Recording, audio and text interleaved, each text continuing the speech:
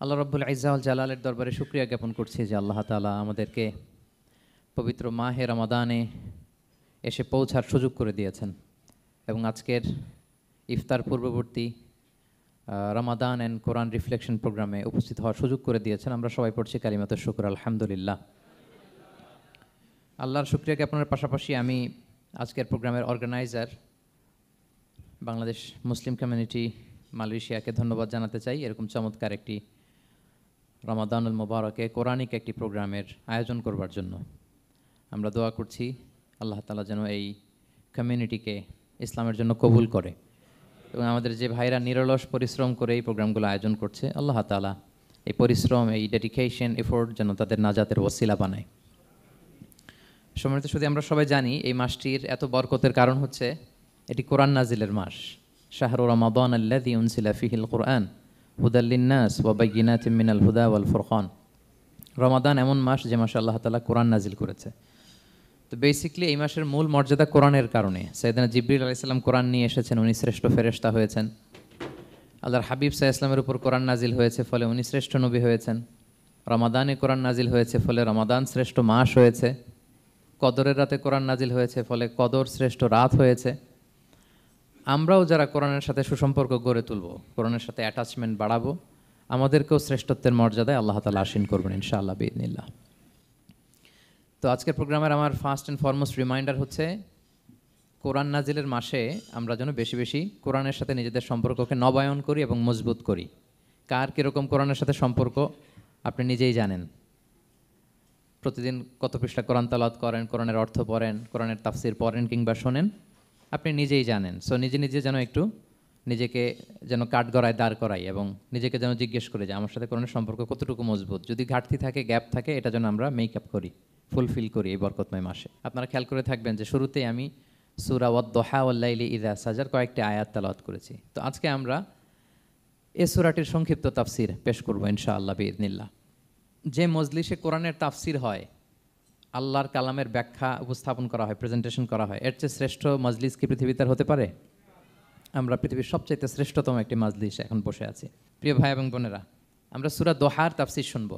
এই সূরাটা মুখস্থ আছে না অনেকের? কোরআনের যে সমস্ত সূরা আমাদের অনেকেরই মুখস্থ, তার মধ্যে এটা অন্যতম একটা সূরা। এবং দেখবেন যে ইমাম সাহেবরা প্রায় এই সূরা তেলাওয়াত করে। যে সমস্ত সূরা দিয়ে প্রায় নামাজ পড়া হয়, এর মধ্যে অন্যতম একটা সূরা হচ্ছে সূরাতুদ দোহা।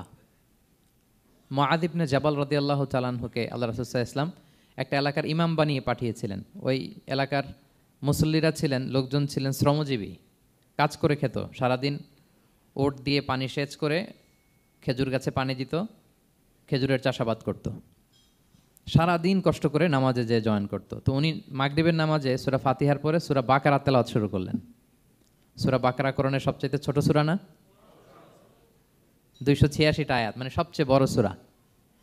তো মাগরিবের সালাতে উনি যখন এত লম্বা তেলাওয়াত ধরলেন, মুসল্লিরা আর ইমাম সাহেবের সাথে থাকতে পারতেছে না। কারণ ওনারা তো, ইমাম সাহেবের হয়তো মন ফুরফুরে, উনি পড়তেছেন মনের আনন্দে দরাজ গলায়, কিন্তু মুসল্লিদের তো অবস্থা খারাপ। সারাদিন ওনারা খেতে খামারে কাজ করে আসছে, নামাজ ছেড়ে দিয়ে অনেকে চলে গেছে। একা একা নামাজ পড়ে যে আল্লাহ রাসূল সাল্লাল্লাহু আলাইহি ওয়াসাল্লামের কাছে যে বিচার দিল যে ইয়া রাসূলুল্লাহ, দেখেন এমন একজন ইমাম আপনি অ্যাসাইন করেছেন আমাদের এলাকায়, মাগরিবের নামাজে উনি সূরা বাকারা পড়ে আর আমরা হচ্ছে শ্রমজীবী। রাসূল সাল্লাল্লাহু আলাইহি ওয়াসাল্লাম খুব রেগে গেলেন। মুআয ইবনে জাবালকে ডেকে বললেন, হে মুআয, আফাত্তানুন আনত, তুমি কি সমাজে ফিতনা ছড়াচ্ছ? তুমি জানো না এরা কারা? তোমার কি সূরা ওয়াদ-দুহা ওয়াল-লাইলি ইযা সাজা মুখস্থ নাই? তোমার কি ওয়াশ-শামসি ওয়া-দুহাহা এটা মুখস্থ নাই? তোমার কি সাব্বিহ ইসমা রাব্বিকাল আ'লা এই সূরাগুলো তোমার জানা নাই? উনি বললেন জানা আছে। তো এগুলো রেখে দিয়ে মাগরিবের নামাজে কেন সূরা বাকারা ধরলা? তোমার মুসল্লিরা তো শ্রমজীবী মুসল্লি। একজন ইমামের দায়িত্ব হচ্ছে পেছনে কারা আছে এটা খেয়াল করা। অনেক সময় ইমাম সাহেব আল্লাহু আকবার বলে যে নামাজ ধরছে, কি হচ্ছে পেছনে আর খোঁজখবর নাই। আল্লাহর হাবিব সাল্লাল্লাহু আলাইহি ওয়াসাল্লাম কিন্তু এমন ইমাম ছিলেন না, উনি অত্যন্ত বিবেকবোধ সম্পন্ন একজন ইমাম ছিলেন। একবার পেছনে এক বাচ্চার কান্না শুনে উনি নামাজ ছোট করে দিয়েছেন। সবাই বললেন, ইয়া রাসূলুল্লাহ, এত ছোট নামাজ তো কখনো পড়তে দেখি না। তখন রাসূল সাল্লাল্লাহু আলাইহি ওয়াসাল্লাম বললেন, একটা ছোট বাচ্চার কান্নার আওয়াজ আমার কানে এসেছে। আমার মনে হচ্ছে বাচ্চাটাকে সামলাতে নারীদের কাতারে একটা মায়ের খুব কষ্ট হচ্ছে, এজন্য নামাজটা আমি খাটো করে দিয়েছি। দেখেন কি চিন্তা চেতনা, পিছনে কি হচ্ছে সব রাসূল সাল্লাল্লাহু আলাইহি ওয়াসাল্লাম এটা খেয়াল করতেন। তো এই সূরার একটা ফজিলত আপনি জানলেন যে রাসূল সাল্লাল্লাহু আলাইহি ওয়াসাল্লাম সূরা ওয়াদ-দুহা ওয়াল-লাইলি ইযা সাজা এটা তেলাওয়াত করতে বলেছিলেন মুআয ইবনে জাবাল রাদিয়াল্লাহু তাআলা আনহুকে। এটা কোরআনের 93 নাম্বার সূরা। কত নাম্বার? এটা মাক্কি সূরা। আর নাজিলের ধারাবাহিকতা অনুযায়ী এটা 11তম সূরা। মানে এই সূরার আগে আরো 10টা সূরা নাজিল হয়েছিল, তার মানে মক্কার একেবারে শুরুর দিকে এই সূরাটা নাজিল হয়েছিল। আপনারা জানেন যে এবছর আমার একটা বই এসেছে এক নজরে কোরআন নামে, সেখানে আমি প্রত্যেকটা সূরার সার সংক্ষেপ নিয়ে সংক্ষেপে, খুব সংক্ষেপে, কখনো যদি সুযোগ হয় আপনারা দেখবেন যে প্রত্যেকটা সূরা 5 পৃষ্ঠার মধ্যে আমরা নিয়ে আসার চেষ্টা করেছি। সেখানে এগুলো পাবেন, সূরাটা কয় নাম্বার, নাজিলের ধারাবাহিকতা কখন, তারপর কোরআন শরীফের মধ্যে কখন, এটার ফজিলত কি, এটার সেন্ট্রাল থিম কি, মেজর থিম কি, কজ এন্ড ইফেক্ট কি, সব কেস স্টাডি থেকে শুরু করে রিফ্লেকশন সব আমরা সেখানে উল্লেখ করেছি। তো এই সূরাটা শুরুর দিকে, একেবারে শুরুর দিকে নাজিল হয়েছে। তার আগে মাত্র 10টি সূরা নাজিল হয়েছে। তো নাজিল হতে হতে 10টা সূরা যখন নাজিল হলো, এরপর অনেক দিন রাসূল সাল্লাল্লাহু আলাইহি ওয়াসাল্লামের কাছে কোনো সূরা নাজিল হয় না। কয়দিন নাজিল হয় না? কোনো বর্ণনায় 15 দিন, কোনো বর্ণনায় 1 মাস, কোনো বর্ণনায় 2 মাস, কোনো বর্ণনায় 6 মাস, টানা 6 মাসের গ্যাপ ওহী নাজিল হয় না। আল্লাহর হাবিব সাল্লাল্লাহু আলাইহি ওয়াসাল্লাম তিনি ওহী মিস করতে শুরু করলেন, যে ঘটনা কি, কোরআন নাজিল হচ্ছে না কেন, হঠাৎ এত গ্যাপ কেন? ওনার মাথায় কয়েকটা জিনিস ঘুরপাক খেলো। একটা ঘুরপাক খেলো যে আমার কোনো কাজে আল্লাহ আবার অসন্তুষ্ট হলো নাকি, অথবা আমি কোরআনের আয়াত এই বাণীগুলো পৌঁছে দেওয়ার ক্ষেত্রে আমার কোনো গাফলতি হয়ে গেল নাকি, সামহাও কি আল্লাহর সাথে আমার কানেকশন এটা কি লুজ হয়ে যাচ্ছে, আমি কি কোনোভাবে আল্লাহ থেকে দূরে সরে পড়তেছি? রাসূল সাল্লাল্লাহু আলাইহি ওয়াসাল্লাম টেনশনে পড়ে গেলেন, চিন্তায় পড়ে গেলেন, কিরে ওহী আসে না কেন, আসে না কেন, আসে না কেন। এটা ছিল একটা দিক। আরেকটা দিক হচ্ছে আল্লাহর হাবিব সাল্লাল্লাহু আলাইহি ওয়াসাল্লামের কাছে কোরআনের আয়াত যাই নাজিল হতো উনি যে লোকদের কাছে প্রচার করে দিতেন। এখন নাজিল হয়েছে এখনই যে প্রচার শুরু, রাতে নাজিল হয়েছে রাতেই প্রচার শুরু, দিনে নাজিল হয়েছে দিনেই প্রচার শুরু, যখন নাজিল তখন প্রচার। কারণ আল্লাহ তাআলা বলেছেন, ইয়া আইয়ুহার রাসূলু বাল্লিগ মা উনজিলা ইলাইক মির রাব্বিক, আপনার রবের পক্ষ থেকে যা নাজিল হয়েছে প্রচার করেন। তো এই যে মাঝখান দিয়ে কয়েক মাস যার কোনো প্রচার টচার করে না, মুশরিকরা টিটকারি মারতে শুরু করলো, বলে কি মুহাম্মদ, তোমার আল্লাহ তোমার ভুলে গেছে বোধহয়, তোমার আল্লাহ বোধহয় তোমাকে আর পছন্দ করে না। আগে তো প্রতিদিন কিছু না কিছু শোনাতা যে এইটা নাজিল হয়েছে, ওইটা আসছে, এই বিধান ওই বিধান, এখন তো কোনো খোঁজখবর নাই। ঘটনা কি? আল্লাহর হাবিব সাল্লাল্লাহু আলাইহি ওয়াসাল্লামের চাচি উম্মে জামিল, আবুল হাবির স্ত্রী, সে আরও খারাপ কথা বললো। সে বলল, ইন্না শাইতানাকা কদ তারাকাক, তোমার কাছে যে একটা শয়তান আসতো এখন বোধহয় আর আসে না মুহাম্মদ, নাউযুবিল্লাহি মিন যালিক। এটা দিয়ে জিবরিল আলাইহিস সালামকে বুঝিয়েছেন। জিবরিল এসে কি কি যেন বলে, কই এখন তো কিছু বলো না। তো রাসূল বলবে কি করে, কারণ তিনি তো মন গড়া কিছু বলতেন না। আল্লাহর হাবিব সাল্লাল্লাহু আলাইহি ওয়াসাল্লাম মনে যা ইচ্ছা হয়, মন গড়া কখনো কিছু বলেছেন? আওয়াজ করে বলেন, মন গড়া বলতেন তিনি? ওমা ইয়ান্তিকু আনিল হাওয়া ইন হুয়া ইল্লা ওয়াহয়ুন ইউহা, আল্লাহর ওহী আসলে সেটা শোনাতেন। তো ওহীও আসে না, উনি শোনাতেও পারে না, ওহীও নাই, উনি শোনাতেও পারেন। এই যে একটা কষ্টকর মুহূর্ত রাসূল সাল্লাল্লাহু আলাইহি ওয়াসাল্লামের, কিরে মাসের পর মাস চলে গেল ওহী আসতেছে না কেন, আমার কি কোনো ভুল হচ্ছে নাকি, আল্লাহকে আমাকে অপছন্দ করলেন? রাসূল সাল্লাল্লাহু আলাইহি ওয়াসাল্লাম যখন এরকম দুশ্চিন্তিত, পেরেশান, অ্যাংজাইটিতে পড়ে গেলেন, ভারাক্রান্ত, ঠিক তখন রাসূল সাল্লাল্লাহু আলাইহি ওয়াসাল্লামকে সান্ত্বনা দেওয়ার জন্য এই সূরাটা আল্লাহ নাজিল করেছেন। সান্ত্বনা দেওয়ার জন্য এই সূরাটা বেশ আশা জাগানিয়া সূরা, মোটিভেশনাল সূরা, ইন্সপিরেশনাল সূরা। আপনার মন খারাপ হলে আপনি এই সূরাটা পড়বেন, এই সূরাটা, এবং এটার পরে আরেকটা সূরা আছে সূরাতু আলাম নাশরাহ, আপনার মন ভালো হয়ে যাবে। এটাকে দি অ্যান্টি ডিপ্রেসেন্ট সূরা বলে, মানে ডিপ্রেশন কাটায় ফেলে। আমাদের এরকম অনেক সময় হয় না যে হতাশ, দেয়ালে পিঠ ঠেকে গেছে, কোনো বের হওয়ার রাস্তা নাই, কই যাব, কোথাও সফলতা নাই, সবাই আমাকে ভুল বুঝতেছে, এরকম মাঝে মাঝে হয় না আমাদের? আমাদের সবার লাইফে আপস অ্যান্ড ডাউনস আছে। আপনি যখন ভারাক্রান্ত হবেন, কষ্টে থাকবেন, এই সূরাটা পড়বেন, দেখবেন যে আপনার ডিপ্রেশন দূর হয়ে গেছে। তো আল্লাহর হাবিব সাল্লাল্লাহু আলাইহি ওয়াসাল্লাম যখন এরকম ভারাক্রান্ত ছিলেন, চিন্তিত ছিলেন, তখন আল্লাহর হাবিব সাল্লাল্লাহু আলাইহি সাল্লামকে চিন্তামুক্ত করবার জন্য আল্লাহ তাআলা এই চমৎকার সূরাটি নাজিল করেছেন। আল্লাহ নাজিল করলেন, আউযু বিল্লাহি মিনাশ শাইতানির রাজিম, বিসমিল্লাহির রহমানির রহিম, ওয়াদ-দুহা ওয়াল-লাইলি ইযা সাজা মা ওয়াদ্দাআকা রাব্বুকা ওয়া মা ক্বালা ওয়ালাল আখিরাতু খায়রুল লাকা মিনাল উলা ওয়ালা সাওফা ইউতিকা রাব্বুকা ফাতারদা। আল্লাহ তাআলা বলেন, ওয়াদ-দুহা, আলোর শপথ। আমি একবার সরল বঙ্গানুবাদ করি, তারপরে আমি তাফসিরে ঢুকছি। ওয়াদ-দুহা, আলোর শপথ, ওয়াল-লাইলি ইযা সাজা, রাতের শপথ, যখন রাত নিঝুম নিস্তব্ধ হয়। মা ওয়াদ্দাআকা রাব্বুকা ওয়া মা ক্বালা, নবী হে, আপনার রব আপনার উপর অসন্তুষ্টও হয় নাই, আপনাকে ছেড়েও যায় নাই, আপনার রব আপনার সাথেই আছে। আলহামদুলিল্লাহ। ফিল করবেন যে আল্লাহ আমার সাথে আছে, সবসময় এটা ফিল করতে হবে যে আল্লাহ তাআলা আমার সাথে আছেন, তিনি আমাকে ভুলে যান নাই, ছেড়ে যান নাই। আরে তার রহমত ছাড়া তো একটা শ্বাস নেওয়া তো আমার সম্ভব না, ঠিক কিনা বলেন? আল্লাহর রহমত ছাড়া একটি সেকেন্ড এই পৃথিবীতে সার্ভাইভ করা কি আমাদের পক্ষে সম্ভব না। ওয়ালাল আখিরাতু খায়রুল লাকা মিনাল উলা, নবী হে, আপনার পরবর্তী সময় পূর্ববর্তী সময়ের চেয়ে অনেক ভালো হবে ইনশাআল্লাহ। মানে good days are coming in your life, ভালো সময় আসতেছে। ওয়ালা সাউফা ইউতিকা রাব্বুকা ফাতারদা, আর আপনার রব আপনাকে এত দিবেন আপনি খুশি হয়ে যাবেন। আপনার রব আপনাকে এত দিবেন আপনি নিয়ে কুলাতে পারবেন না। আলাম ইয়াজিদিকা ইয়াতীমান ফাআওয়া, নবী আপনি কি ইয়াতীম ছিলেন না, তিনি কি আপনাকে আশ্রয় দেননি? ওয়া ওয়াজাদাকা দাল্লান ফাহাদা, আপনি পথ খুঁজতেছিলেন, আল্লাহ আপনাকে পথ দেখিয়েছেন। ওয়া ওয়াজাদাকা আইলান ফাআগনা, আপনি নিঃস্ব রিক্ত হস্ত ছিলেন, আল্লাহ তাআলা আপনাকে ধনী বানিয়েছেন। ফাআম্মাল ইয়াতীমা ফালা তাকহার, খবরদার এতিমের সাথে কখনো কঠোর হবেন না। ওয়া আম্মা সাইলা ফালা তানহার, ফরিয়াদি যে সোয়াল করে হাত পাতে তাকে ধমক দিয়ে তাড়িয়ে দিবেন না। ওয়া আম্মা বিনিআমাতি রাব্বিকা ফাহাদ্দিস, আর আপনার রবের যে নেয়ামত আপনার প্রতি এটার বর্ণনা করুন। সুবহানাল্লাহ। এ হচ্ছে সরল অনুবাদ সূরাতুদ দোহার। এবার আসুন আমরা এটার তাফসিরে ঢুকি। আল্লাহ তাআলা প্রথমে দুইটা শপথ করলেন, কসম করলেন, দুইটা ওথ। আমরা যদি সংক্ষেপে ভাগ করি তাহলে 11 আয়াত বিশিষ্ট এই সূরাতে প্রথম 2 আয়াতে দুইটা শপথ আছে, তারপরের 3টা আয়াতে রাসূল সাল্লাল্লাহু আলাইহি ওয়াসাল্লামকে 3টা কনফার্মেশন দেওয়া হয়েছে, সুসংবাদ দেওয়া হয়েছে। এরপরের 3টা আয়াতে আল্লাহর হাবিব সাল্লাল্লাহু আলাইহি ওয়াসাল্লামের অতীতে আল্লাহ কী নেয়ামত দিয়েছেন সেটার একটা রিমাইন্ডার দেওয়া হয়েছে।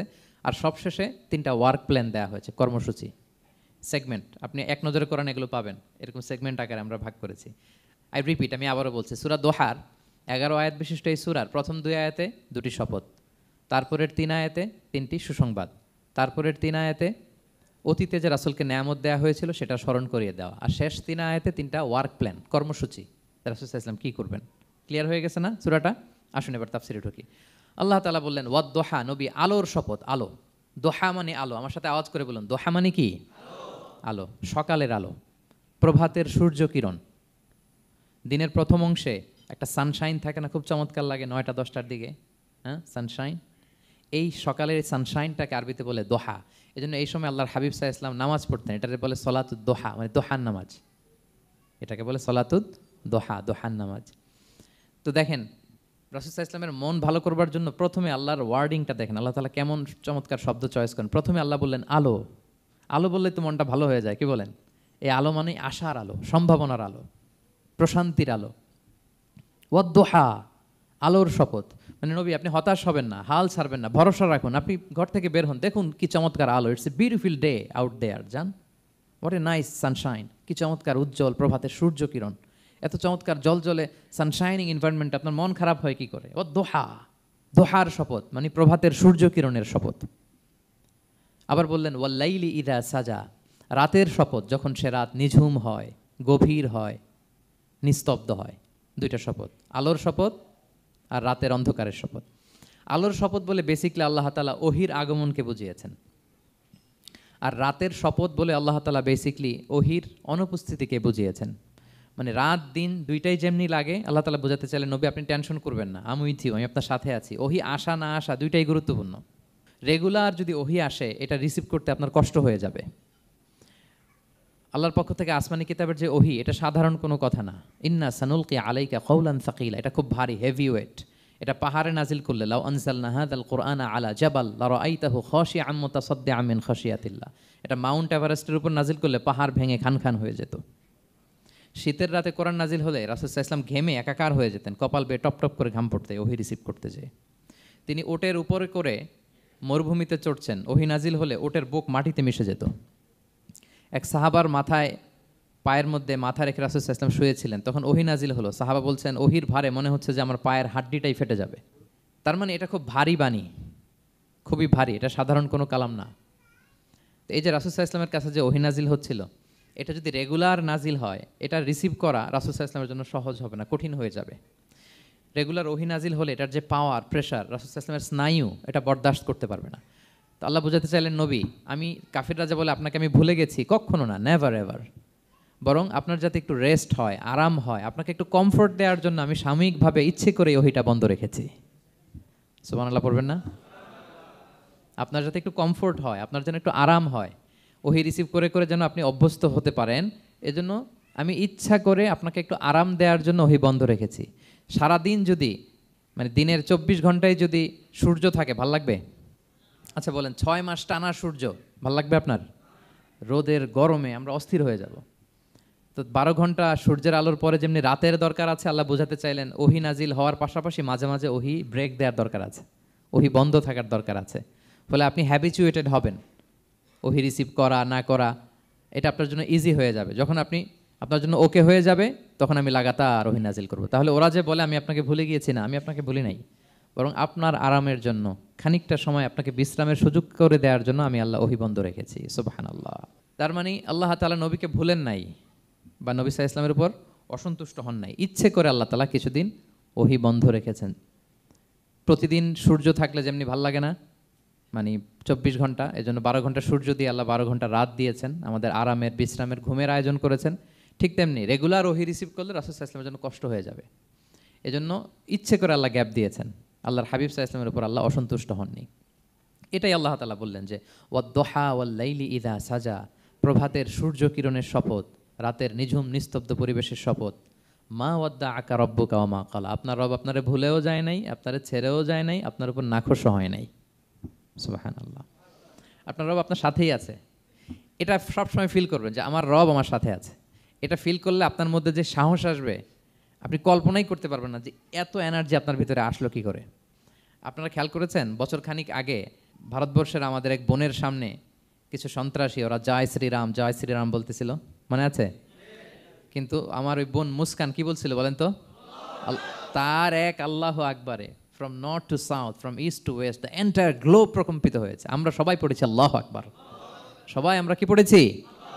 আল্লাহ আকবার। কারণ সে ফিল করেছে যে আল্লাহ আমার সাথে আছে। মনকে তুমি বুঝিয়ে বলো আল্লাহ আছেন আমার সাথে, এটা ফিল করতে হবে। আল্লাহর হাবিব সাল্লাল্লাহু আলাইহি ওয়াসাল্লামকে আল্লাহ তাআলা এইটাই অ্যাসিওরেন্স দিলেন, কনফার্মেশন দিলেন যে মা ওয়াদ্দাআকা রাব্বুকা ওয়া মা ক্বালা, আপনার রব আপনাকে ভুলে যায় নাই, আপনার রব আপনার প্রতি অসন্তুষ্ট হয় নাই। আমি ইচ্ছা করে ওহিটা বন্ধ রেখেছি যাতে আপনার আরাম হয়। সুবহানাল্লাহ। আল্লাহর হাবিব সাল্লাল্লাহু আলাইহি ওয়াসাল্লামের প্রতি আল্লাহ তাআলা কতটা টেক কেয়ার করতেন দেখেন।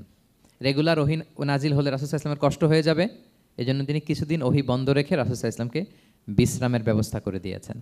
তাহলে প্রথম 3টা আয়াত ক্লিয়ার না সবার কাছে? আচ্ছা, প্রথম 2টো আয়াতে 2টা শপথ গেল, এরপরে 3টা সুসংবাদ। সুসংবাদের প্রথমটা হলো আমি ভুলিও নাই ছাড়িও নাই, আপনার সাথে আছে। এরপর আল্লাহ বললেন ওয়ালাল আখিরাতু খায়রুল লাকা মিনাল উলা, নবী হে আপনার পরবর্তী সময় পূর্ববর্তী সময়ের চেয়ে ভালো হবে। নিশ্চয়ই আপনার পরবর্তী সময় পূর্ববর্তী সময়ের চেয়ে ভালো হবে। তার মানে গুড ডেইজ আর কামিং, ভালো সময় আপনার জীবনে আসছে, আপনি হতাশ হবেন না, নিরাশ হবেন না। এরপর আল্লাহ তাআলা বললেন ওয়ালা সাউফা ইউতিকা রাব্বুকা ফাতারদা, নবী হ্যাঁ আপনার রব আপনাকে এত দিবে আপনি খুশি হয়ে যাবেন, আপনার রব আপনাকে এত নেয়ামত দান করবে আপনি আপনার রবের প্রতি সন্তুষ্ট হয়ে যাবেন। সুবহানাল্লাহি বিহামদি। এবং তাই হয়েছে। যারা আপনারা সিরাত পড়েছেন, যারা আল্লাহর হাবিব সাল্লাল্লাহু আলাইহি ওয়াসাল্লামের জীবনী নিয়ে ধারণা রাখেন, তারা দেখবেন যে আল্লাহর রাসূল সাল্লাল্লাহু আলাইহি ওয়াসাল্লাম যেখানেই মনে কষ্ট পেয়েছেন, বিষণ্ণ, চিন্তিত, তখনই আল্লাহ তাআলা রাসূল সাল্লাল্লাহু আলাইহি ওয়াসাল্লামের চিন্তা দূর করে রাসূল সাল্লাল্লাহু আলাইহি ওয়াসাল্লামকে সন্তুষ্ট করেছেন। যখনই রাসূল সাল্লাল্লাহু আলাইহি ওয়াসাল্লামের মনে কষ্ট, তিনি চিন্তিত, তখনই আল্লাহ তাআলা ওনাকে হ্যাপি করেছেন। কাইন্ড অফ রাসূলকে হ্যাপি করাই আল্লাহর কাজ, আল্লাহর হাবিব সাল্লাল্লাহু আলাইহি ওয়াসাল্লামকে হ্যাপি করাই আল্লাহ তাআলার কাজ। দেখেন কিভাবে আল্লাহ তাআলা আল্লাহর হাবিব সাল্লাল্লাহু আলাইহি ওয়াসাল্লামকে হ্যাপি করেছেন, একটু খেয়াল করে দেখেন। মক্কাতে যখন খুব জটিল অবস্থা,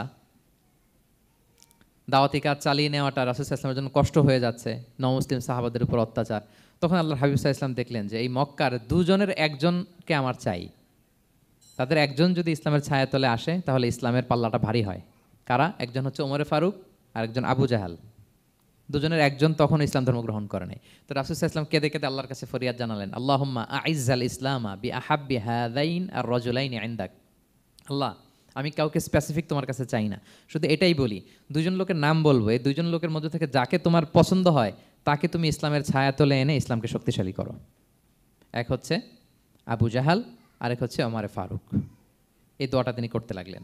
আর খুব চিন্তিত, দুজনের কেউই মুসলমান হয় না। একদিন হঠাৎ সাহাবারা বললেন, ইয়া রাসূলুল্লাহ, আল্লাহর হাবিব সাল্লাল্লাহু আলাইহি ওয়াসাল্লাম তখন দারুল আরকামের ভেতরে বসা। সাহাবারা বললেন, ইয়া রাসূলুল্লাহ, আপনি এখান থেকে সরে যান, কারণ ওমরে ফারুক নাঙ্গা তলোয়ার নিয়ে আসতেছে আপনাকে হত্যা করবার জন্য। তো আল্লাহ রাসূল সাল্লাল্লাহু আলাইহি ওয়াসাল্লাম বললেন যে তোমরা সরে যাও, আমার মনে হচ্ছে ওই যে চোখের পানি ছেড়ে আমি দোয়া করেছি, ওই দোয়া আজকে কবুল হতে শুরু করেছে, তোমরা সরো। ঠিকই ওমরে ফারুক রাদিয়াল্লাহু তাআলা আনহু আসলেন, এসে তিনি তলোয়ার রেখে দিয়ে বললেন, আশহাদু আল্লা ইলাহা ইল্লাল্লাহ ওয়া আশহাদু আন্না মুহাম্মাদান আবদুহু ওয়া রাসূলুহু, আমি সাক্ষ্য দিচ্ছি আল্লাহ ছাড়া কোনো ইলাহ নেই এবং আপনি আল্লাহর প্রেরিত বান্দা এবং রাসূল।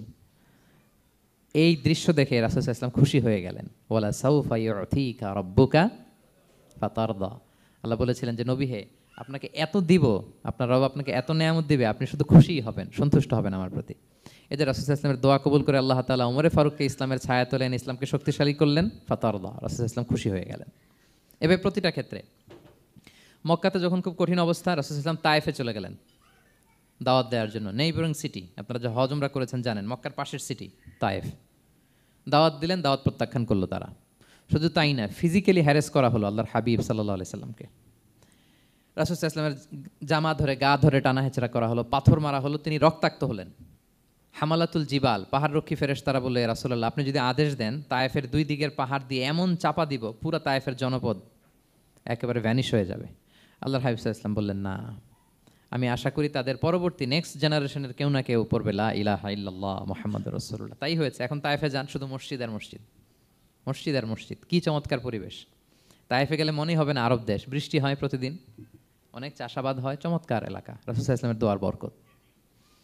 তো তায়েফবাসী দাওয়াত প্রত্যাখ্যান করলো। রাসূল সাল্লাল্লাহু আলাইহি ওয়াসাল্লাম গায়ের রক্ত পরিষ্কার করে নাখলা নামক খেজুরের বাগানে যায়েদ রাদিয়াল্লাহু তাআলা আনহুকে ফজরের নামাজ পড়তেছিলেন। আল্লাহর হাবিব সাল্লাল্লাহু আলাইহি ওয়াসাল্লাম যখন ফজরের সালাতে তেলাওয়াত করতে লাগলেন, একদল জিন পাশ দিয়ে যাচ্ছিল। তারা তাদের এলাকায় যেয়ে বলল, ইন্না সামি'না কুরআনান আজাবা ইয়াহদি ইলা রুশদি ফাআমান্না বিহি। জিনেরা আগে আকাশের উপরে উঠে ফেরেশতারা কি বলে চুরি করে শুনে আসতো। হঠাৎ জিনেরা আর উপরে যেতে পারে না। উপরে যেতে চাইলেই ফাআতবাআহু শিহাবুন সাকিব, আগুনের পাথর মারা হয়। ঘটনা কি? সব জিনেরা বৈঠক বসালো। ঘটনা কি? আগে কত তথ্য আগেই জেনে যেতাম, জেনে গণকদেরকে বলতাম, গণকরা আমাদেরকে ধন্যবাদ জানাইতো। তো এখন তো আসমানের সিকিউরিটি এত বেড়ে গেল কেন? কারণ কি? ওই যে শেষ নবী আসার কথা, যে মনে হয় চলে আসছে, দেখো তো কোথায় আসছে উনি। খুঁজতে খুঁজতে খুঁজতে একদল ওই দিন ফজরের সময় আল্লাহর হাবিব সাল্লাল্লাহু আলাইহি ওয়াসাল্লাম রক্তাক্ত হয়ে ফজরের সালাত যখন পড়তেছেন, ওই কোরআন তেলাওয়াত শুনে তারা এলাকায় যেয়ে বলল যে ইন্না সামি'না কুরআনান আজাবা, এক আজীব কোরআন শুনে আসছি, ইয়াহদি ইলা রুশদি, এই কোরআন মানুষকে হেদায়েতের পথে নিয়ে যায়, ফাআমান্না বিহি, আমরা ঈমান এনে ফেললাম। সুবহানাল্লাহ পড়েন। তো রাসূল সাল্লাল্লাহু আলাইহি ওয়াসাল্লাম তো এটা জানেন না। আল্লাহ তাআলা জিবরাইল মারফত জানালেন যে, হে নবী, আপনি এসেছিলেন ম্যানকাইন্ডকে দাওয়াত দিতে। তায়েফের তারা দাওয়াত গ্রহণ করে নাই, ম্যানকাইন্ড রিজেক্ট করেছে। কিন্তু আরেকটা জাতি আছে যাদেরকে আপনি দেখেন না, তাদেরকে বলে জিন কাইন্ড, মানে জিন জাতি। পুরো জিন জাতি কালিমা পড়ে মুসলমান হয়ে গিয়েছে। নবী বলে, সাউফা ইউতিকা রাব্বুকা ফাতারদা, নবী আপনার রব আপনাকে এত নেয়ামত দিবেন আপনি খুশি হয়ে যাবেন। নবী সাল্লাল্লাহু আলাইহি ওয়াসাল্লাম ওইখানে আবার খুশি হয়ে গেলেন, রক্তাক্ত, ইনজুর্ড। কিন্তু যখন শুনলেন মানুষ জাতি তারা ঈমান আনে নাই, কিন্তু জিন জাতি তারা ঈমান এনেছে, আল্লাহর হাবিব সাল্লাল্লাহু আলাইহি ওয়াসাল্লাম আবার আনন্দিত হলেন। তাহলে আল্লাহর হাবিব সাল্লাল্লাহু আলাইহি ওয়াসাল্লামকে আনন্দিত করাই হচ্ছে আল্লাহর কাজ, খুশি রাখাই হচ্ছে আল্লাহর কাজ। সুবহানাল্লাহি ওয়া বিহামদিহি। আল্লাহর হাবিব সাল্লাল্লাহু আলাইহি ওয়াসাল্লামের বয়স যখন 50 বছর, ওনার কাছের দুজন আত্মীয় মারা গেল। ওনার প্রিয়তমা স্ত্রী খাদিজা রাদিয়াল্লাহু তাআলা আনহা ইন্তেকাল করলেন, ওনার প্রিয় চাচা আবু তালেব ইন্তেকাল করলেন। দুজনই শেল্টার দিত, একজন ঘরে একজন বাইরে। আবু তালেবের কারণে কেউ রাসূল সাল্লাল্লাহু আলাইহি ওয়াসাল্লামের গায়ে হাত তোলার সাহস পায় নাই। তো উনি যখন ইন্তেকাল করলেন, রাসূল সাল্লাল্লাহু আলাইহি ওয়াসাল্লাম বিপদে পড়ে গেলেন। সারাদিন কাফেরদের বকা ঝকা গালি খেয়ে ঘরে যখন আসতেন, খাদিজা রাদিয়াল্লাহু তাআলা আনহার কথা শুনলে ওনার হৃদয়টা প্রশান্ত হয়ে যেত। তো বাইরের চাচাও নাই, ভেতরের স্ত্রীও নাই, দুজনই মারা গেলেন ওই বছর। ওই বছরকে বলা হয় আমুল হুজন, মানে দুশ্চিন্তার বছর। এত ভারাক্রান্ত আল্লাহর হাবিব সাল্লাল্লাহু আলাইহি ওয়াসাল্লাম হলেন, চিন্তিত হলেন, মনটা ভেঙে খান খান। আল্লাহ তাআলা কিন্তু ঠিকই বোঝেন যে তার হাবিবকে কখন হ্যাপি করতে হবে। আল্লাহ তাআলা তখন সাইয়েদনা জিবরাইল আলাইহিস সালামকে পাঠালেন যে, যাও, আমার বন্ধুকে আর পৃথিবীতে থাকার দরকার নাই, আমার বন্ধুকে ঊর্ধ্ব জগতের নৈশ ভ্রমণের ইনভাইটেশন দিয়ে আসো, মানে মেরাজের ইনভাইটেশন দিয়ে আসো। পড়েন সুবহানাল্লাহ। সুবহানাল্লাযী আসরা বিআবদিহি লাইলাম মিনাল মাসজিদিল হারামি ইলাল মাসজিদিল আকসা, মসজিদুল হারাম থেকে মসজিদুল আকসা, তারপরে উপরে সুম্মা দানা ফাতাদাল্লা ফাকানা কাবা কাউসাইনি আও আদনা। আল্লাহর আরশে চলে গেলেন, জান্নাত জাহান্নাম দেখিয়ে, নতুন কিছু গিফট দিয়ে, তার পেয়ারা হাবিবের মন ভালো করে এরপরে আবার দুনিয়ায় পাঠালেন। ওয়ালা সাউফা ইউতিকা রাব্বুকা ফাতারদা, নবী হে, আপনাকে এত নেয়ামত দিব, আপনি শুধু খুশি হবেন আর সন্তুষ্ট হবেন। সুবহানাল্লাহ। এবার বুঝতে পারতেছেন কিভাবে আল্লাহর হাবিবকে আল্লাহ তাআলা খুশি করেছেন। মক্কায় আর থাকতে পারতেছেন না, এমন অবস্থা যে কোনো সময় আল্লাহর হাবিব সাল্লাল্লাহু আলাইহি ওয়াসাল্লামকে হত্যা করা হবে। আল্লাহ তাআলা আল্লাহর হাবিবের জন্য নতুন জায়গার ব্যবস্থা করে দিলেন, তওবা কিংবা তাইবা, যেটাকে আমরা মদিনা বলি। তিনি মদিনায় গেলেন, আবার রাসূল সাল্লাল্লাহু আলাইহি ওয়াসাল্লামের হৃদয় প্রশান্ত হলো। কিন্তু মদিনায় যে তিনি কাবাকে মিস করতে আরম্ভ করলেন। আল্লাহর হাবিব সাল্লাল্লাহু আলাইহি ওয়াসাল্লাম নবী হওয়ার পরে টানা 14 বছর কিবলা ছিল কিন্তু বাইতুল মাকদিস। কিন্তু মক্কায় যখন তিনি ইবাদত করতেন, তিনি বাইতুল মাকদিসের দিকেই হয়েই নামাজ পড়তেন, কিন্তু সামনে কাবাটারে রাখতেন। কথা বুঝতে পেরেছেন? মক্কায় যখন তিনি নামাজ পড়তেন 13 বছর, কিবলা যেহেতু বাইতুল মাকদিস, বাইতুল মাকদিসের দিকেই হয়ে নামাজ পড়তেন, কিন্তু মাঝখানে রাখতেন কোনটারে? কাবাকে। তাহলে কেমন যেন কাবাই তার সামনে। আচ্ছা, কিন্তু মদিনায় যখন গেলেন, এখন তো আর সুযোগ নাই। কাবা একদিকে, বাইতুল মাকদিস আরেক দিকে। এখন কাবাকে আর সামনে রাখা যাচ্ছে না, মিস করতে লাগলেন কাবাকে। আর প্রত্যেক নামাজের পরে আকাশের দিকে তাকায় থাকেন, ইস আল্লাহ যদি আয়াত নাজিল করে আমার জন্মস্থান যে মক্কা, আমার পূর্বপুরুষ ইব্রাহিম আলাইহিস সালামের যে ওই কাবার দিকে যদি ক্যাবলাটা ঘুরাই দিত কতই না ভালো হতো। আল্লাহ বলেন যে আপনি যে কদ নারা তাকাল্লুবা ওয়াজহিকা ফিস সামা, নবী আপনি যে আকাশের উপর চেহারা উঠিয়ে মনে মনে কি চান আমি তো বুঝি। আল্লাহর হাবিব সাল্লাল্লাহু আলাইহি ওয়াসাল্লামকে খুশি করার জন্য আল্লাহ আয়াত নাজিল করলেন, ফাওয়াল্লি ওয়াজহাকা শাতরাল মসজিদিল হারাম। নবী হ্যাঁ আপনাকে খুশি করার জন্য নতুন বিধান নাজিল করলাম, এখন থেকে ফ্রম রাইট নাও আপনি যখনই নামাজ পড়বেন এখন থেকে কাবামুখী হয়ে আপনি সালাত আদায় করবেন। তাহউইলুল কিবলা, কিবলা পরিবর্তন হয়ে গেল। সুবহানাল্লাহি ওয়া বিহামদি। আপনারা মসজিদে নববীর পাশে মদিনাতে একটা মসজিদ দেখবেন, এটাকে বলে মসজিদ যুল কিবলাতাইন। এমন মসজিদ যে মসজিদে এক নামাজে দুই কেবলা শেয়ার করা হয়েছিল। মানে এই আয়াত যখন নাজিল হলো, আল্লাহর হাবিব সাল্লাল্লাহু আলাইহি ওয়াসাল্লামের সাথে একজন নামাজ পড়ে যে ওই মসজিদে যে দেখে কিছু লোক নামাজ পড়তেছে ওই বাইতুল মকদেসের দিকে হয়ে, কারণ তখন পর্যন্ত ওইটাই কেবলা। তিনি নামাজরত অবস্থায় এদেরকে বললেন যে তোমরা তো জানো না এই মাত্র আয়াত নাজিল হয়েছে, কেবলা কিন্তু আর ওইদিক নাই, ডাইরেকশন চেঞ্জ, এদিকে হয়ে যাও।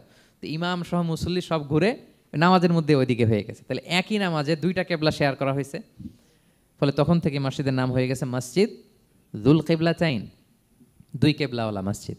তাহলে দেখেন আল্লাহর হাবিব সাল্লাল্লাহু আলাইহি ওয়াসাল্লামকে খুশি করার জন্য আল্লাহ তাআলা কেবলা চেঞ্জ করে দিছে। সুবহানাল্লাহ বলতে পারলেন না? এভাবে যখনই আল্লাহর হাবিব সাল্লাল্লাহু আলাইহি ওয়াসাল্লাম বিষণ্ণ, চিন্তিত, মন খারাপ, ওনার মন ভালো করার দায়িত্ব নিয়েছে কে? জিব্রাইল এসে শোনাতে লাগলো আগের জামানায় কেউ 500 বছর 700 বছর হায়াত পেয়েছে। বনি ইসরাইলের অনেক মুজাহিদ 1000 বছর জেহাদ করেছে। কয় হাজার বছর জেহাদি করছে? 1000 বছর। আমরা হায়াত পাই কয় বছর? আমাদের হায়াত কয় বছর অন অ্যান অ্যাভারেজ? 60-70। আল্লাহর হাবিব সাল্লাল্লাহু আলাইহি ওয়াসাল্লাম এটাই বলেছেন যে আমার উম্মতি মা বাইনা 60 ইলা 70, আমাদের গড় আয়ু 60 থেকে 70। ও আকল্লুহুম মা ইয়াজুজু যালিক, আর সামান্য অল্প সংখ্যকই মানুষ এটাকে ক্রস করতে পারে। এই কথা শুনে যে আগের উম্মত 1000 বছর জেহাদ করছে, এটা শুনে রাসূল সাল্লাল্লাহু আলাইহি ওয়াসাল্লাম আবার কাঁদতে আরম্ভ করলেন, হায় রে আমার গুনাহগার উম্মতের কি হবে? আমার উম্মত তো 60-70ই শেষ, আমার উম্মতের কি হবে? আবার চিন্তিত, আবার কান্নাকাটি। তখন আল্লাহ তাআলা নাজিল করলেন, ইন্না আনজালনাহু ফি লাইলাতিল কদর ওমা আদরাকা মা লাইলাতুল কদর লাইলাতুল কদরি খায়রুম মিন আলফি শাহর। নবী আপনি কাঁদবেন না, ওদেরকে হায়াত দিছি বেশি, কদর দেই নাই। আপনার উম্মতকে হায়াত কম দিছি, কিন্তু আপনার উম্মতের জন্য আমি লাইলাতুল কদর রেখে দিয়েছি।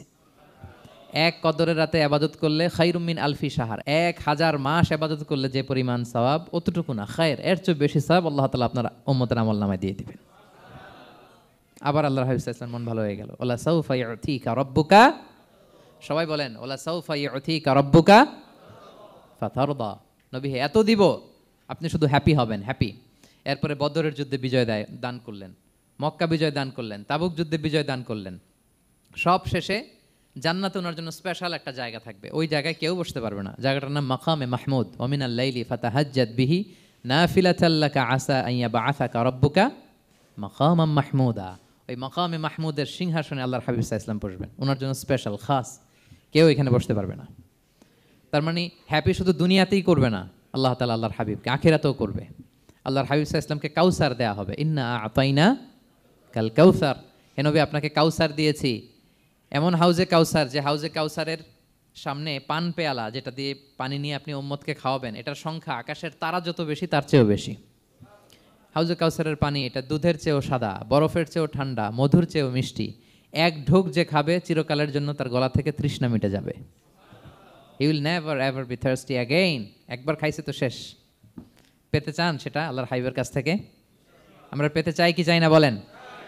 ইন্না আতাইনা কাল কাউসার। নবী আপনাকে আমি কাউসার দিয়েছি।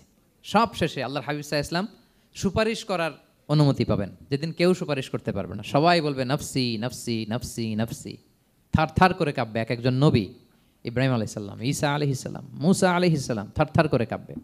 আর আল্লাহর হাবিব সাল্লাল্লাহু আলাইহি ওয়াসাল্লাম ওই মাকামে মাহমুদে সিংহাসন ফেলে দিয়ে সেজদা শুধু কাঁদতে থাকবে, আর সেজদার মধ্যে বলবে উম্মতি উম্মতি উম্মতি উম্মতি। হে আল্লাহ আপনি আমার গুনাহগার উম্মতকে বাঁচান, আল্লাহ আপনি আমার গুনাহগার উম্মতকে বাঁচান, আল্লাহ আপনি আমার গুনাহগার উম্মতকে বাঁচান। আল্লাহ তাআলা এটা সহ্য করতে না পেরে জিবরাইল আলাইহিস সালামকে বলবেন যে ওয়াসআলহু মা ইউবকিক, জিবরাইল যাও জিজ্ঞেস করো তো আমার বন্ধু এত কাঁদে কেন, কি চায় জিজ্ঞেস করো। তো আল্লাহর হাবিব সাল্লাল্লাহু আলাইহি ওয়াসাল্লাম বলবেন আল্লাহুম্মা উম্মতি উম্মতি, আল্লাহ আমার উম্মতকে বাঁচান, আমার গুনাহগার উম্মতকে বাঁচান।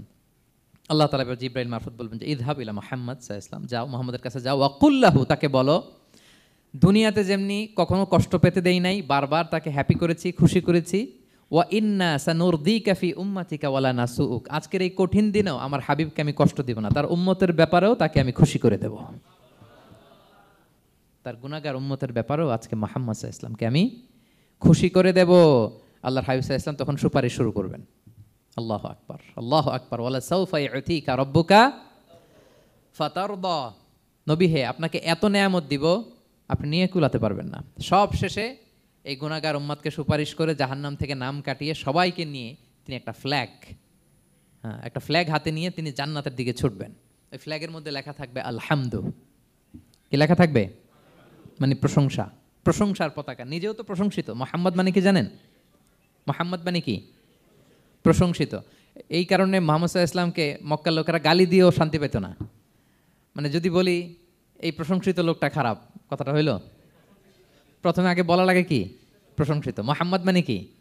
তো এই জন্য মক্কার লোকেরা রাসূল সাল্লাল্লাহু আলাইহি ওয়াসাল্লামকে মুহাম্মদ না বলে ডাকতো মুদাম্মাম, মানে নিন্দিত। তো মুদাম্মাম তো রাসূলের নাম না, রাসূল সাল্লাল্লাহু আলাইহি ওয়াসাল্লামের নাম কি? মুহাম্মদ, প্রশংসিত। এই জন্য গালি দিয়েও তারা মজা করতে পারতো না, সুবিধা করতে পারতো না। গালি দিলেও আগে প্রশংসা করে নেওয়া লাগতো। প্রথমে বলতো মুহাম্মদ পাগল, এরকম বলতো নাউযুবিল্লাহ। তার মানে প্রশংসিত লোকটা পাগল হইলো, এটা গালি হয়েছে? ঘুরে ফিরে তো প্রশংসাই হয়ে গেল। তো আল্লাহর হাবিব সাল্লাল্লাহু আলাইহি ওয়াসাল্লাম লিওয়াউল হামদ, প্রশংসার ফ্ল্যাগ নিয়ে বিশাল উম্মতকে নিয়ে জান্নাতে অভিমুখে যাবেন এবং জান্নাতের দরজায় হি উইল বি দা প্রথম নক করবেন উনি। তখন জান্নাতের রক্ষী ফেরেশতা বলবে মান আনতা, কে? আল্লাহর হাবিব সাল্লাল্লাহু আলাইহি ওয়াসাল্লাম বলবেন আনা মুহাম্মদ, আমি মুহাম্মদ। তো ফেরেশতা বলবে আমরা দাঁড়ায় আছি এজন্য আল্লাহ বলে দিয়েছেন মুহাম্মাদের আগে কাউকে যেন এন্ট্রি দেয়া না হয়, আপনার আগে যেন কারো জন্য জান্নাতের দরজা না খুলি, স্পেশাল উপর থেকে অর্ডার আছে। আপনি যেহেতু নক করেছেন, ওয়েলকাম, আসেন। পুরো উম্মাহ নিয়ে আল্লাহর হাবিব সাল্লাল্লাহু আলাইহি ওয়াসাল্লাম জান্নাতে ঢুকবেন। ওয়ালা সাউফা ইউতিকা রাব্বুকা ফাতারদা, নবী হে আপনাকে অচিরেই এত নেয়ামত দিব আপনি সন্তুষ্ট হয়ে যাবেন। প্রথম দুইটা শপথ গেল, এরপর তিনটা সুসংবাদ গেল। এরপর আল্লাহ তাআলা অতীতে যে নবীর পাশে ছিলেন, অতীতে যে বিভিন্ন নেয়ামত দিয়ে আল্লাহর হাবিব সাল্লাল্লাহু আলাইহি ওয়াসাল্লামকে আল্লাহ তাআলা ধন্য করেছেন, এগুলো রিমাইন্ডার দিচ্ছেন যে নবী আপনি কেন চিন্তিত হন, আমি আগেও ছিলাম আপনার সাথে, এখনও আছি, ভবিষ্যতেও থাকব। তিনি বললেন আলাম ইয়াজিদকা ইয়াতীমান ফাআওয়া, তিনি কি আপনাকে ইয়াতীম অবস্থায় পাননি, তিনি কি আপনাকে আশ্রয় দেননি? আপনারা জানেন আল্লাহর হাবিব সাল্লাল্লাহু আলাইহি ওয়াসাল্লাম যখন মায়ের পেটে, তখনই তার পিতা দুনিয়া থেকে ইন্তেকাল করেছেন। মায়ের পেটে তার বয়স হচ্ছে 6 মাস, দুনিয়াতে আসেননি আল্লাহর হাবিব সাল্লাল্লাহু আলাইহি ওয়াসাল্লাম রাহমাতাল লিল আলামিন। মায়ের পেটে থাকা অবস্থায় বাবা হারিয়েছেন, দুনিয়াতে আসলেন 6 বছর বয়সে তিনি মাকে হারিয়েছেন। কয় বছর বয়সে? 6 বছর। তারপর মায়ের ইন্তেকালের পরে দাদার কাছে, আব্দুল মুত্তালিবের কাছে লালিত পালিত হতে লাগলেন। 8 বছর বয়সে দাদাও ইন্তেকাল করলেন। বাবা চলে গেলেন জন্মের আগে, মা চলে গেলেন 6 বছর মানে শিশু থাকতে। 8 বছর বয়সে তো শিশু, দাদাও চলে গেলেন। 8 বছর বয়স থেকে আল্লাহর হাবিব সাল্লাল্লাহু আলাইহি ওয়াসাল্লাম চাচার কাছে এতিম অবস্থায় লালিত পালিত হতে লাগলেন। এবং আবু তালেব এত ভালোবাসতো, ইমান আনে নাই, শেষ পর্যন্ত ইমান আনেনি, শিরকের উপরে ইন্তেকাল করেছে, কিন্তু আল্লাহর হাবিব সাল্লাল্লাহু আলাইহি ওয়াসাল্লামকে এত ভালোবেসেছেন, বাবার যে কি মানে পিতৃ স্নেহের যে কি মায়া, এটা বুঝতে দেন নাই কখনো, এটার অভাব কখনো তিনি টের পান নাই। ওনার যে বাবা নাই আবু তালেবের কারণে এতটা ভালোবেসেছেন। তার মানে কখনোই রাসূল সাল্লাল্লাহু আলাইহি ওয়াসাল্লামকে লালন পালন, রক্ষণাবেক্ষণ, টেক কেয়ারের কোনো গ্যাপ আল্লাহ তাআলা রাখেননি। হালিমাতু সাদিয়ার কাছে, পরে মায়ের কাছে, উম্মে আইমানের কাছে, দাদা আব্দুল মুত্তালিবের কাছে, পরে চাচার কাছে, একটার পর একটা স্লট বাই স্লট রেডি। সেটাই স্মরণ করে দিলেন যে নবী এমন তো হয় নাই যে আপনাকে লালন পালনের জন্য কেউ ছিল না। আলাম ইয়াজিদকা ইয়াতীমান ফাআওয়া, আপনার রব কি আপনাকে ইয়াতীম অবস্থায় আশ্রয়ের ব্যবস্থা করে দেননি? মানে তখন তো আমি ছিলাম আপনার সাথে, কেউ ছিল না, তখন তো আমি ছিলাম। তো আপনারা তো ভয় কিসের? আপনি হতাশ হবেন না, নিরাশ হবেন না, হাল ছাড়বেন না আপনি। তাহলে প্রিয় ভাইরা, আল্লাহর হাবিব সাল্লাল্লাহু আলাইহি ওয়াসাল্লাম ইয়াতীম অবস্থায় পৃথিবীতে এসেছিলেন এবং এজন্য ইয়াতীমের সাথে ভালো আচরণ তিনি করতে বলতেন আল্লাহর হাবিব সাল্লাল্লাহু আলাইহি ওয়াসাল্লাম। যারা এতিমকে ভালোবাসে আল্লাহ তাদেরকে ভালোবাসে। এবং আল্লাহর হাবিব সাল্লাল্লাহু আলাইহি ওয়াসাল্লাম বলতেন আনা ওয়া কাফিলুল ইয়াতীমি ফিল জান্নাতি কাহাতাইন, আমি এবং এতিমের রক্ষণাবেক্ষণকারী এইভাবে প্রতিবেশীর মতো জান্নাতে থাকব। এই দুই আঙ্গুলের মাঝে যেমনি গ্যাপ নাই, আমার আর এতিমের রক্ষণাবেক্ষণকারী তার বাড়ির মাঝখানে কোনো গ্যাপ থাকবে না জান্নাতে। We will be neighbour in paradise, জান্নাতে এরকম আমরা কাছাকাছি থাকবো। আল্লাহু আকবার পড়েন। তাহলে এতিমের রক্ষণাবেক্ষণকারীকে আল্লাহ তাআলা ভালোবাসেন। যারা এতিমকে পছন্দ করে না, এতিমকে তাড়িয়ে দেয়, তাদেরকে আল্লাহ পছন্দ করেন। আল্লাহ তাআলা বলেন আরাআইতাল্লাযী ইউকাযযিবু বিদ্দীন ফাযালিকাল্লাযী ইয়াদুউল ইয়াতীম, যারা আখিরাতকে অবিশ্বাস করে তারাই এতিমকে ঘাড় ধাক্কা দিয়ে তাড়িয়ে দেয়। কোনো বিশ্বাসী কখনো এতিমের সাথে খারাপ আচরণ করে না। আপনাদের যাদের মন শক্ত, অনেকের চোখ দিয়ে পানি নামে না। আমার এক আত্মীয় আছে খুব আল্লাহওয়ালা, আমার জীবনে এত আল্লাহওয়ালা আমি দেখি নাই, কিন্তু ওনার চোখ দিয়ে পানি নামে না। বারবার এসে আমারে বলে যে মিজান কি করবো বলো, তুমি একটু মোনাজাত ধরো। আমার মনে আছে আমি ওনাকে নিয়ে মোনাজাত ধরতাম, তো ওনার কান্না আসে না চোখ দিয়ে। এত আল্লাহওয়ালা, খুব ভালো মানুষ, কিন্তু চোখ দিয়ে পানি নামে না। এটা অনেকের হয়, নানা কারণে হয়। আল্লাহর হাবিব সাল্লাল্লাহু আলাইহি ওয়াসাল্লাম বলেছেন, কারো যদি চোখ দিয়ে পানি না নামে বা হৃদয় নরম না হয়, তারা যেন এতিমের মাথায় হাত বুলিয়ে দেয়। এক সাহাবী এসে বলেন, ইয়া রাসূলুল্লাহ, আমার হৃদয়টা বড় শক্ত, হৃদয় নরম হয় না। রাসূল সাল্লাল্লাহু আলাইহি ওয়াসাল্লাম বললেন, তাই? আচ্ছা, আতুহিব্বু আন ইয়ালিনা কলবুক, তুমি কি চাও তোমার হৃদয় নরম হোক, ওয়া তুদরাকা হাজাতুক, এবং তোমার আশা পূরণ হোক? তিনি বললেন হ্যাঁ। তো রাসূল সাল্লাল্লাহু আলাইহি ওয়াসাল্লাম বললেন, ইরহামিল ইয়াতীম, এতিমের উপর রহম করো। ওয়ামসা আলা রাসি, এতিমের মাথায় হাত বুলিয়ে দাও। ওয়া আতইমহু মিন তুআমিক, তোমার খাবার এতিমকে খাওয়াও। তালিনু কলবুক, তোমার অন্তর নরম হবে। তুদরাকা হাজাতুক, তোমার ইচ্ছা পূরণ হবে। তাহলে হৃদয় যদি শক্ত থাকে, কার মাথায় হাত বুলাবেন? বুলাইছেন কখনো? হ্যাঁ, বুলিয়েছেন? খুঁজে খুঁজে হাত বুলাবেন। বাংলাদেশে তো অনেক অরফেনেজ আছে, অনাথ আশ্রম, ওখানে যাবেন। সুযোগ হলে একদিন যে একটু লাঞ্চ করলেন ওদের সাথে বসে, ডিনার করলেন, একসাথে খেলেন, ওদের মাথায় হাত বুলিয়ে দিলেন, সাধ্যমতো কিছু উপহার হাতে তুলে দিলেন, আপনার ইচ্ছা পূরণ হবে আর আপনার হৃদয় নরম হবে ইনশাআল্লাহ। আর এতিমকে আদর করা মানে নবী সাল্লাল্লাহু আলাইহি ওয়াসাল্লামের প্রতি ভালোবাসা দেখানো। কারণ আমার নবী এতিম হয়ে বড় হয়েছেন। এতিমের প্রতি ভালোবাসা প্রকারান্তরে নবী সাল্লাল্লাহু আলাইহি ওয়াসাল্লামের প্রতি ভালোবাসা দেখানো হয়, কারণ আমার নবী এতিম হয়ে বড় হয়েছেন। সুবহানাল্লাহ। কিন্তু তার বিপরীতে আমরা সমাজে কি দেখি? এতিমের মাথায় হাত বুলানো তো দূরের কথা, এতিমের সম্পদও খেয়ে ফেলে অনেকে। হ্যাঁ, এরকম আছে না? হ্যাঁ, এতিমের সম্পদ দেদারসে গিলতেছে। কি যে আমাদের চিন্তাধারা! দেখবেন যে লোকটা এতিমের সম্পদ গিলে, ওরা রোজা অবস্থায় এক ঢোক পানি গিলাতে পারবেন কিনা দেখেন। যে বলেন একটু পানি খান, তো খাবে না কেন? হারাম। তো ওই হারাম কিন্তু গিলতেছে ইচ্ছা মতো। রোজা অবস্থায় এক ফোঁটা আপনি পানি গিলাতে পারবেন না, এরে কেন? হারাম। কিন্তু ওইদিকে ভাতিজার সম্পদ গিলতেছে দেদারসে। আল্লাহ বলেন এটা ভাতিজার সম্পদ না, এটা তুমি জাহান্নামের আগুন পেটে ঢুকাচ্ছ। জাহান্নামের আগুন। ইন্নাল্লাযীনা ইয়াকুলুনা আমওয়ালাল ইয়াতামা যুলমান ইন্নামা ইয়াকুলুনা ফি বুতুনিহিম নারা ওয়া সায়াসলাউনা সাঈরা। যারা এতিমের সম্পদ খায়, এটা সম্পদ না, এটা জাহান্নামের আগুন তুমি পেটে ঢুকাচ্ছ। সো এতিমের প্রতি যেন আমরা নমনীয় হই, তাদের মাথায় হাত বুলাই, তাদের জন্য খরচ করি, তাদের প্রতি যেন আমরা দয়াদ্র হই, কারণ আমার নবী এতিম অবস্থায় বড় হয়েছেন। তাহলে নবী সাল্লাল্লাহু আলাইহি ওয়াসাল্লামকে এটা স্মরণ করে দিলেন, নবী আপনি তো এতিম ছিলেন, আমি তো আপনাকে রক্ষণাবেক্ষণের ব্যবস্থা করছি। আর কি করেছি? ওয়াওয়াজাদাকা দাল্লান ফাহাদা, নবী আপনাকে আমি এমন অবস্থায় পেয়েছি, আপনি পথ খুঁজতেছিলেন, আমি আপনাকে পথ দেখিয়েছি। You are searching the right path and I guided you to the right sense of direction. আপনি পথ খুঁজতেছিলেন, আমি পথ দেখাইছি। এখানে দল্লানের অর্থ পথভ্রষ্ট করা যাবে না। ওয়াওয়াজাদাকা দাল্লান, হে নবী আপনাকে আমি পথভ্রষ্ট পেয়েছি, পরে পথ দেখাইছি, এরকম বলা যাবে না। এটা আল্লাহর হাবিব সাল্লাল্লাহু আলাইহি ওয়াসাল্লামের ক্ষেত্রে প্রযোজ্য নয়। অনেক বাংলা তাফসীর অর্থে আমি দেখেছি পথ হারা, নবী আপনাকে আমি পথ হারা পেয়েছি, পথ দেখেছি, এটাও খুব একটা সুন্দর না।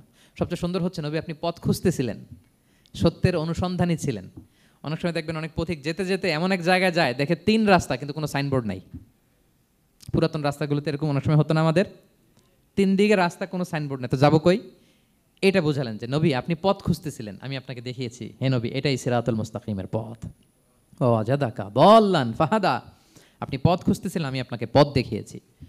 তো ছোটবেলায় সাথে ছিলাম, পথ খুঁজতেছিলেন, পথ দেখালাম, আমি আপনার ভুললাম কোথায়? কাফিরদের কথায় মন খারাপ করেন কেন যে তারা বলে আমি আপনাকে ভুলেছি, ছেড়েছি? নো, নেভার এভার, আমি আপনার সাথেই আছি।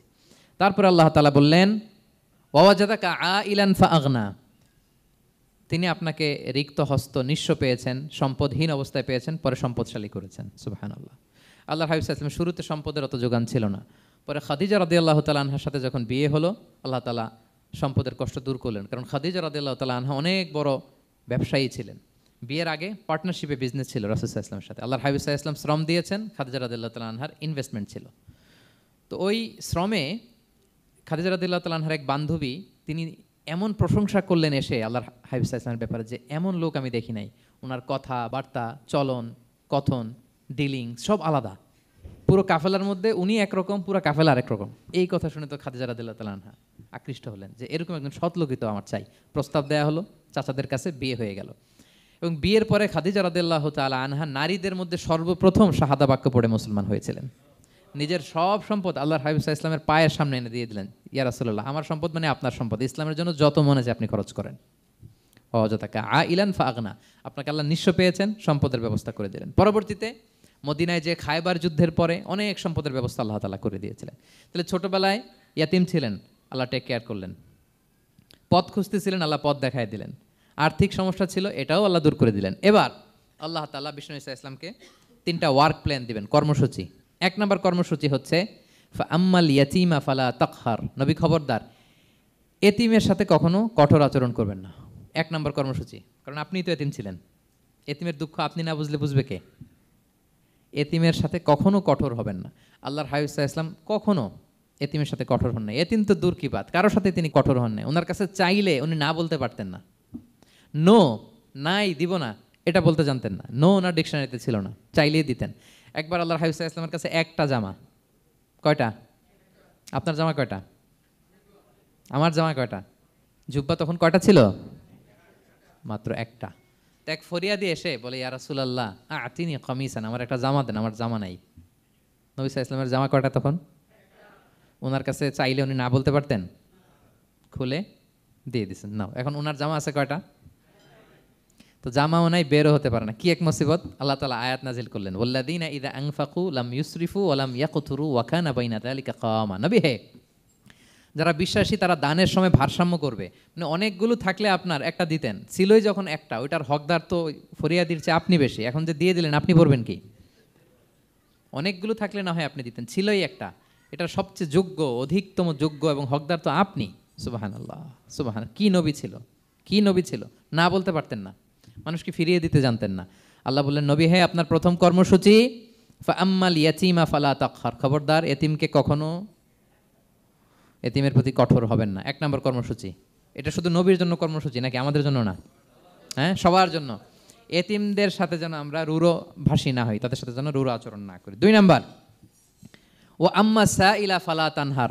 ফরিয়াদিকে ধমক দিবেন না, হাত পাতলে ধমক দিবেন না। আমরা অনেক সময় ধমক দেই, আপনারা দেন কখনো? না, আমরা দিতে পারবো না, ধমক দিতে নিষেধ করেছেন আল্লাহ তাআলা। আম্মা সাইলা ফালা তানহার, যদি না থাকে বুঝিয়ে বলেন যে এখন পারতেছি না, কিন্তু ধমক দেবেন না কখনো। কারণ আপনি এখন বড় সাহেব হয়ে গেছেন, প্রাইভেট কারের পাশ থেকে দেখবেন যে স্যার 2টা টাকা দেন, কিছু খাই নাই, হায় রে, ছিঁড়া কাপড়, মলিন চেহারা, ভাঙ্গা একটা থালা হাতে নিয়ে, স্যার 5টা টাকা দেন। আল্লাহ আপনারা স্যার বানাইছে আর ওরে বানাইছে ভিখারি। আচ্ছা বলেন তো, জায়গাটা চেঞ্জ করতে আল্লাহর কত সময় লাগে?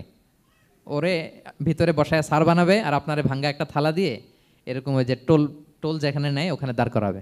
বলেন আল্লাহর কয় সেকেন্ড লাগবে? লাগবে? লাগবে? 1 সেকেন্ডও লাগে না। সো ও আম্মা সাইলা ফালা তানহার, ফরিয়াদিকে ধমক দিয়ে তাড়িয়ে দিও না, খবরদার। ওকে আল্লাহ ফরিয়াদি বানিয়ে পরীক্ষা করছে, আর তোমাকে আল্লাহ সম্পদশালী বানিয়ে পরীক্ষা করছে। তাহলে 1 নম্বর কর্মসূচি ছিল এতিমের সাথে রূঢ়ভাষী হবেন না। 2 নম্বর হচ্ছে ফরিয়াদিকে ধমক দিবেন না। 3 নম্বর, ও আম্মা বিনিআমাতি রাব্বিকা ফাহাদ্দিস। আল্লাহ তাআলা আপনাকে যে নেয়ামত দিয়েছে, এই নেয়ামতের আপনি কি করেন? বর্ণনা করেন। ও আম্মা বিনিআমাতি রাব্বিকা ফাহাদ্দিস, আল্লাহ নেয়ামতের বর্ণনা করেন, শুকরিয়া করেন। কারণ আল্লাহ তাআলা আমাদের অনেককে ইয়াতিম বানায় নাই, আমাদেরকে ফরিয়াদি বানায় নাই। আমরা অনেকেই আছি, আমরা এখনো ইয়াতিম না। আমার আব্বা আম্মা এখনো বেঁচে আছেন, আমাদের অনেকের আব্বা আম্মা বেঁচে আছেন। ইয়াতিম মূলত ছোট অবস্থায় যদি বাবা মারা যায় তাকে আরবিতে ইয়াতিম বলে। মান মাতা আবুহু ওয়া হুয়া সগীর, কেউ ছোট, তার বাবা মারা গেছে, তাকে শরীয়তের পরিভাষায় কি বলে? ইয়াতিম। তা আমরা অনেকেই তো ইয়াতিম না, আমরা অনেকেই তো অন্যের কাছে হাত পাতা লাগে না। তো আমরা ভালো আছি না? আমাদের দেখবেন যে প্রায় হিসাবটা হচ্ছে আমার কি নাই। আমাদের হিসাবটা কি? কি নাই, কি যে আছে এটার হিসাব করে কুলানোও যাবে না, ঠিক কিনা বলেন? হ্যাঁ, ঠিক যেই মুহূর্তে এখানে বসে আমরা এই চমৎকার ইফতারি নিয়ে বসে আছি, ঠিক একই মুহূর্তে দেখবেন যে হসপিটালের আইসিইউতে শুয়ে শুয়ে কাতরাচ্ছে অনেকে। হ্যাঁ, ঠিক এই মুহূর্তে কিডনি ডায়ালিসিস চলতেছে, দেখছেন? কিডনি পেশেন্ট এদিকে ছিদ্র করে ব্লাড সব বের হয়ে রিফাইনিং হয়ে আরেক দিক দিয়ে ঢুকে। ওর চিৎকার শুনলে, বার্ন ইউনিটে গেছেন কখনো? আগুনে পোড়া রোগী, আপনার তো অনেক কিছু নাই, আমার এটা নাই, ওইটা নেই, আল্লাহ এটা দিল না, এটা নিয়ে আসেন। আপনি বার্ন ইউনিটে একদিন যায়েন, তাহলে বুঝবেন যে আল্লাহ আপনার কত শান্তিতে রেখেছে। না খেয়ে কয় রাত কাটিয়েছি আমরা, বলেন তো?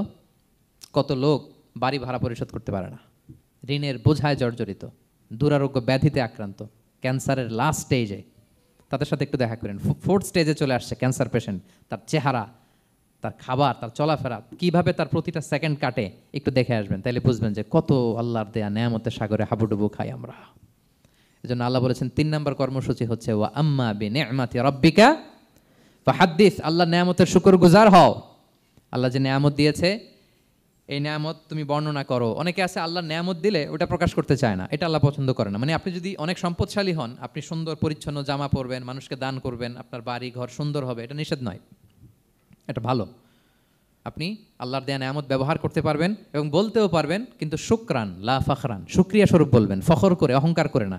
বলতে পারেন আলহামদুলিল্লাহ, আল্লাহ তাআলা আমাকে 4টা ছেলে দান করেছে, 4জন হাফেজ, আল্লাহ তাআলা আমাকে থাকার মতো একটা ঘর দিয়েছে, একটা বাড়ি দিয়েছে, একটা গাড়ি দিয়েছে, সম্মান নিয়ে সমাজে চলার মতো আল্লাহ তাআলা আমাকে দিয়েছেন। এটা যদি আপনি শুকরিয়া স্বরূপ বলেন, এটাতে সমস্যা নেই, কিন্তু অহংকার নিয়ে বলা যাবে না। ইন্নাল্লাহা ইউহিব্বু আইয়ারা আসারা নি'মাতিহি আলা আবদিহি, আল্লাহ তাআলা যে নিয়ামত তার বান্দাকে দিল ওইটার একটা নমুনা দেখতে আল্লাহ পছন্দ করে। আল্লাহ বানাইছে আপনার বিলিয়নিয়ার, আপনি হচ্ছেন ছেঁড়াপাড়া জামা পরে চলেন, হবে? বানাইছে আল্লাহ তাআলা আপনাকে অনেক সম্পদশালী, আপনার চলা ফেরা কোনো রুচিই নাই, এটা হইলো না। আল্লাহ চায় যে তোমার যে নিয়ামত দিছে এটার একটা নমুনা তোমার মধ্যে থাক, এটাও শুকরগুজার হওয়ার একটা আলামত। তাহলে 3 নম্বর কর্মসূচি কি? ওয়া আম্মা বিনি'মাতি রাব্বিকা ফাহাদ্দিস, আল্লাহর নিয়ামতের শুকরগুজার হও, আল্লাহ তাআলা যে নিয়ামত দিয়েছে সেটা বর্ণনা করো। তাহলে প্রিয় ভাইরা, সূরাতুদ দোহা এটা হচ্ছে একটা মোটিভেশনাল সূরা, আশা জাগানিয়া সূরা, অ্যান্টি ডিপ্রেশন বলি আমি এই সূরাটাকে। ডিপ্রেশন থাকলে চলে যাবে, কারণ ওয়ালাল আখিরাতু খায়রুল লাকা মিনাল উলা, হে নবী আপনার পরবর্তী সময় আপনার পূর্ববর্তী সময়ের চেয়ে ভালো। সবসময় আশাবাদী হবেন। সূরা দোহার 1 নম্বর শিক্ষা হচ্ছে বি অপটিমিস্টিক, মানে অপটিমিজম, আশাবাদী হওয়া, নিরাশ হওয়া যাবে না।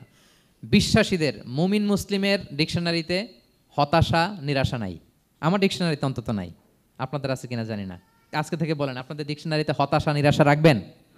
আমাদের কোনো হতাশা নাই, নিরাশা নাই, কারণ আমরা যে পরিস্থিতিতে থাকি না কেন আমাদের সাথে কে আছেন?